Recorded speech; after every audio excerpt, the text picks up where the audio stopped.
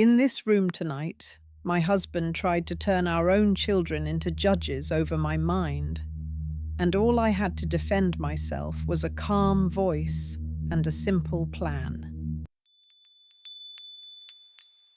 Alma, you're being unreasonable, Rafael says, his hand flat on this table, our son and daughter watching. I'm Alma. I teach gentle strength. My fingers curl around the edge of this chair so I don't rise to match his tone.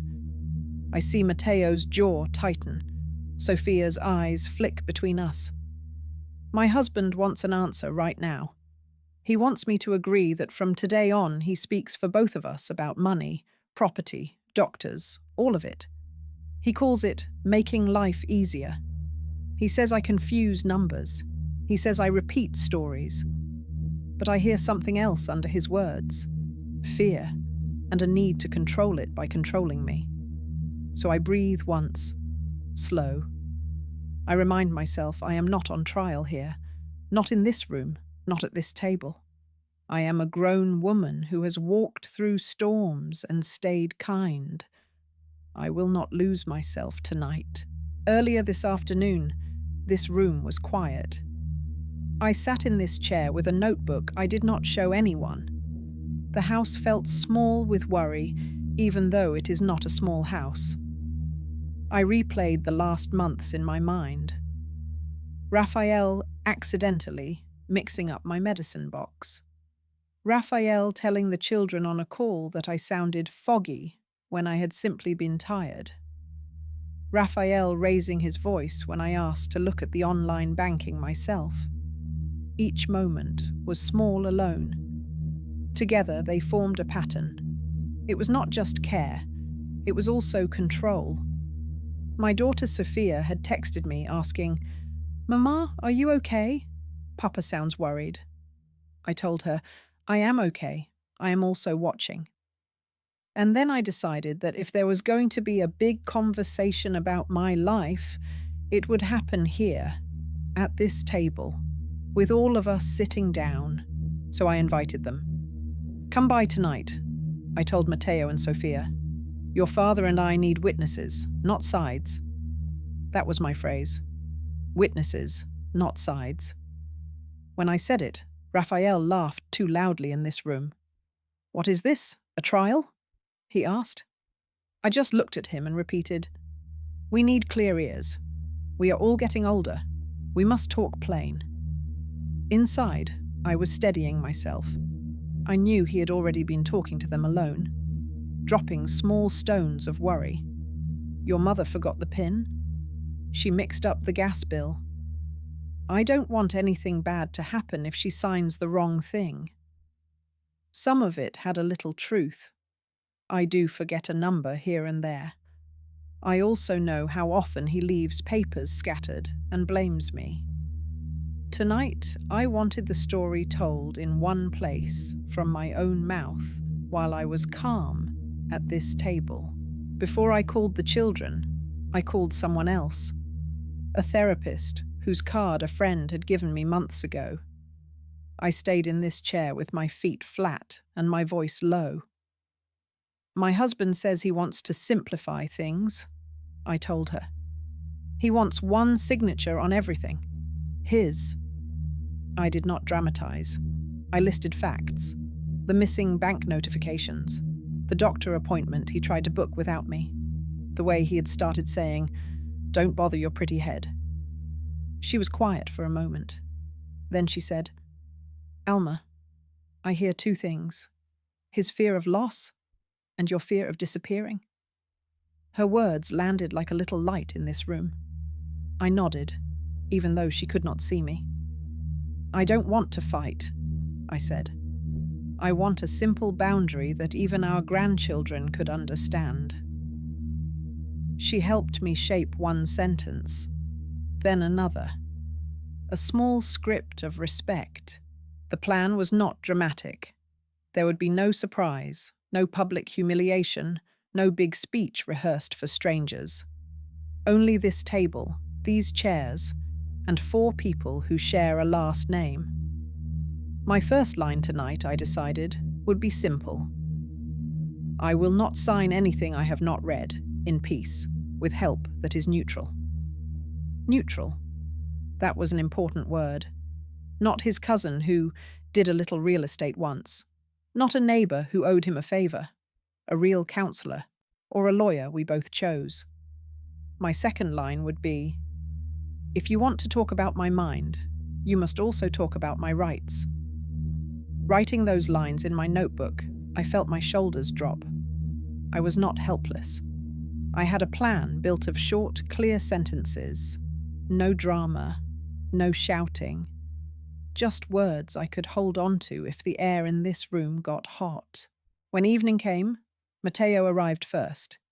He sat at this table and spun his wedding ring slowly with one finger. "Papa says you're tired a lot," he began. I smiled at him. "I am," I said. "I have earned my tired." He tried to smile back, but his eyes were uneasy. "He also says you mixed up the heart pills and the vitamins last week." I nodded. I did. I also caught myself before I swallowed, because I still read the labels. His shoulders dropped a little. "I don't want to lose either of you," he said. "Nor do I answered. "That is why we talk here. Not behind phones, not in whispers. In this room, at this table." Sophia came in just then, kissed my head, and sat down without taking off her coat. We were nearly ready when Rafael walked in, already frowning. Rafael did not sit right away. He stood at the edge of this table like a man about to give a speech. "Thank you for coming," he said to the children, not to me. "Your mother and I have reached a situation." I watched his hands. They were empty, but his shoulders carried the weight of an unseen file. "I'm listening," I said, before he could shape the whole scene as his. He waved one hand. "You see?" She interrupts. "This is what I'm dealing with." Sophia's eyebrows rose. Matteo glanced at me. I thought of the therapist's words. Name what is happening. Stay small and clear. "What is the situation, Rafael?" I asked, still seated, my palms flat on this table. He took a breath and finally sat down, the chair scraping softly. "I think," he said, "that your mother should stop signing things. I think I should sign for both of us now." The sentence landed between us like a stone. No paper, no official stamp. Just that idea, dropped in this room as if it were common sense. "Why?" Sophia asked at once. Her voice shook a little. Rafael leaned toward her. "Mija, you know your mother repeats herself. She lost the keys twice last month. She asked the doctor the same question 3 times. His list grew, each small thing stacked on the last. "I just want to protect her. And you. If she signs the wrong paper, we all suffer." I let him talk. I counted his examples on my fingers under the table, not to argue each one, but to remember how fear can dress itself as love. When he paused, ready to ask the children to agree, I used the line I had practiced all afternoon. "I hear your fear," I said. "I do not agree with your solution." His head snapped toward me. "My solution?" he repeated. "Our solution, Alma. Our family's solution. The kids know I manage things better." There it was, the I shining through the we. I stayed seated, my back against this chair, and kept my tone even. "You manage some things better," I said. "I manage other things better. That has been our whole marriage."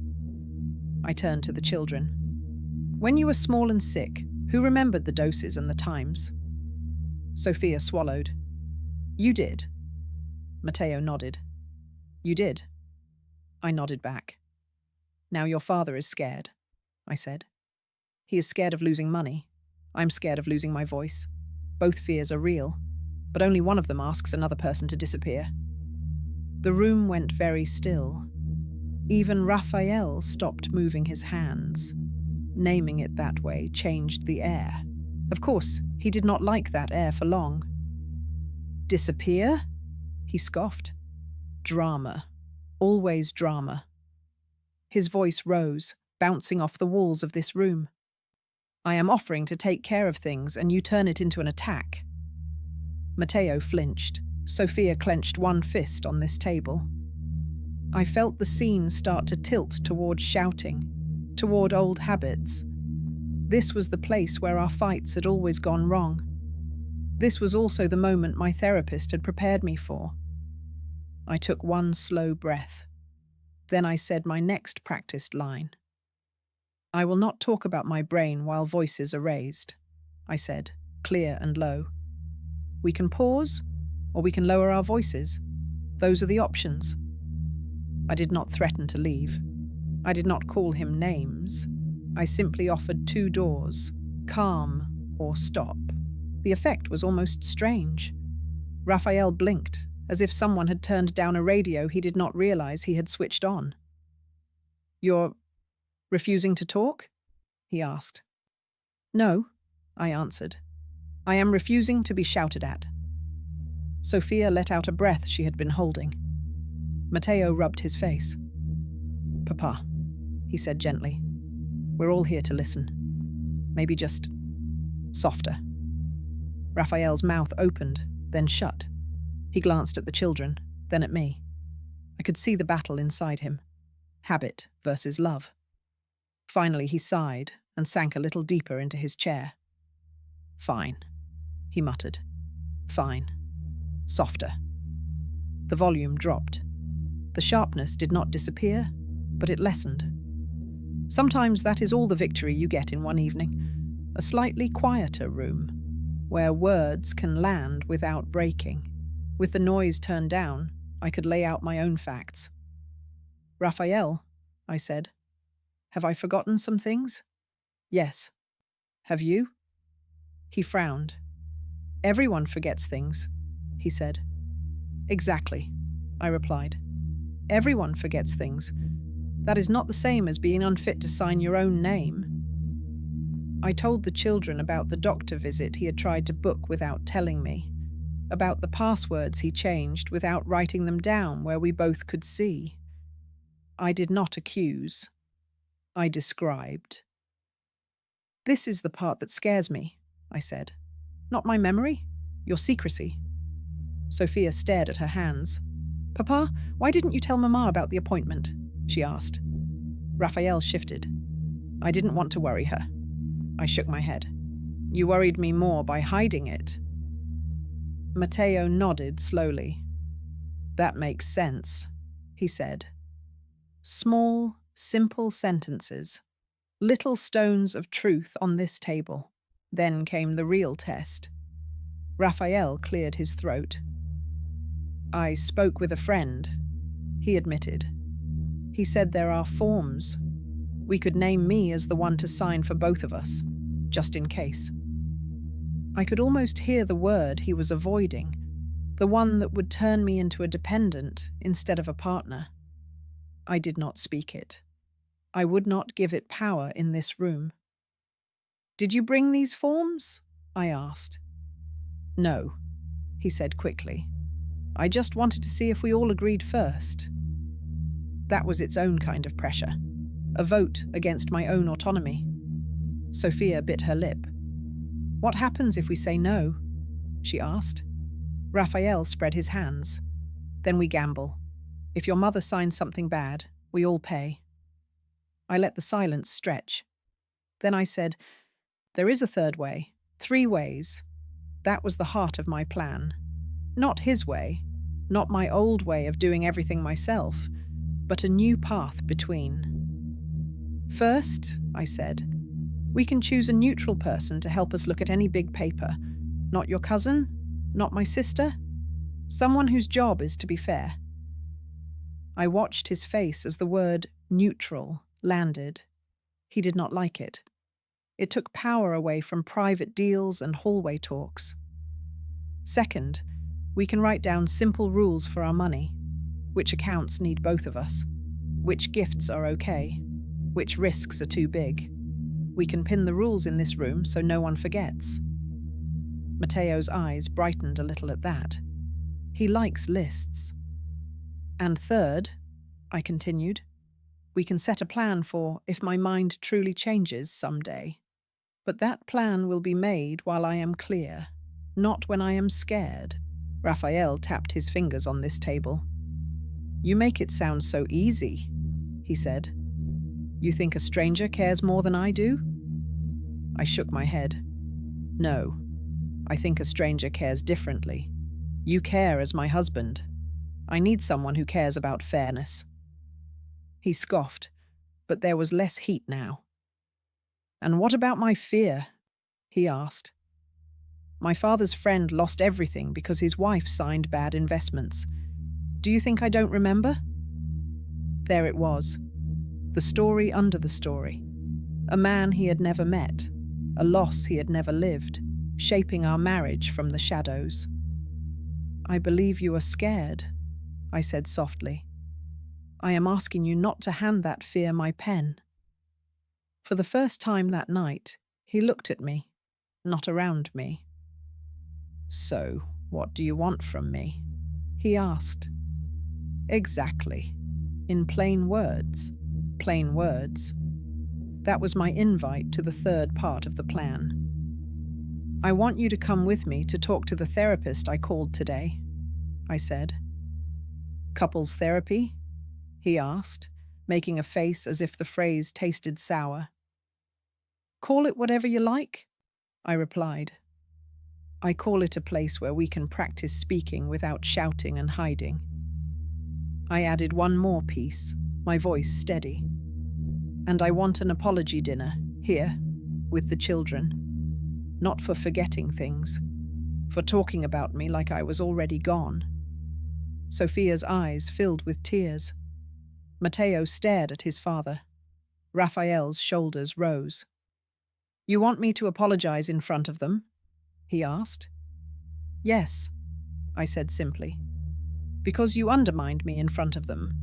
That is where you repair it. I did not say it with spite. I said it like a rule of gravity. For a moment, I thought he would explode again. His mouth twisted. His hand lifted from this table as if to strike the air. Old patterns wanted to run the show. Then he saw Sophia quietly wipe her cheeks. He saw the way Mateo would not quite meet his eyes. Something inside him seemed to sag. He sat back heavily in his chair. I don't know how to do that, he said, sounding suddenly older. I don't know how to apologize like a script. I almost smiled. Good, I said. Because I don't want a script. I want 3 sentences. He frowned. 3? I nodded. What I did. How it hurt. What I will do differently. The therapist had given me that framework. Simple enough for a child, hard enough for a proud man.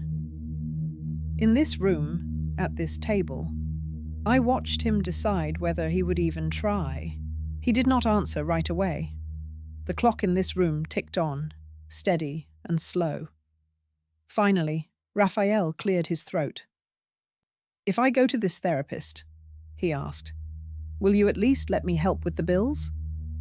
I almost laughed. You already help with the bills, I said. You always have. I am not taking away your pen. I am keeping my own. Mateo smiled, just a little. Sophia let out a shaky laugh. Rafael shook his head, a half surrender. You are stubborn, he said. I married you this way, I replied. You loved it when I fought bank managers for better interest. That memory softened his face. That was different, he said. No, I answered. It was the same. I have always protected this family's future. Tonight is no different. The children did not clap. No music swelled. But the storm inside this room began to break. The apology dinner came 2 weeks later. No candles, no speeches, just the 4 of us again at this table. Rafael went first, without me prompting. I told our children that your mind was going, he said slowly. I did that to get them on my side. That was wrong. He paused, swallowed. It hurt you because it made you small when you are not small. His eyes glistened. I will not talk about you like that again. If I am scared, I will say I am scared instead of saying you are weak. Matteo nodded once. Sophia reached across this table and took my hand. It was not a perfect apology, but it was real. Later, at our first therapy session, he stumbled, he complained, he joked, but he kept coming. And each time he raised his voice, I used my line. We can pause, or we can lower our voices. Practice makes patterns. So when I sit here with you now, in this room, in this chair, telling you this story, I am not telling you how to win a fight. I am telling you how to stay yourself. Maybe someone in your life is saying, sign this, don't worry, I'll handle it. Maybe they speak about you like you are already gone when you are right there at the table. I want you to hear my voice in that moment. You are allowed to ask questions. You are allowed to ask for neutral help. You are allowed to keep your own name on your own life. You do not need a microphone or a grand speech. You need a calm boundary and maybe 3 sentences of apology someday. Gentle strength is not soft at the center. It is firm and kind, right here, at this table, in this room.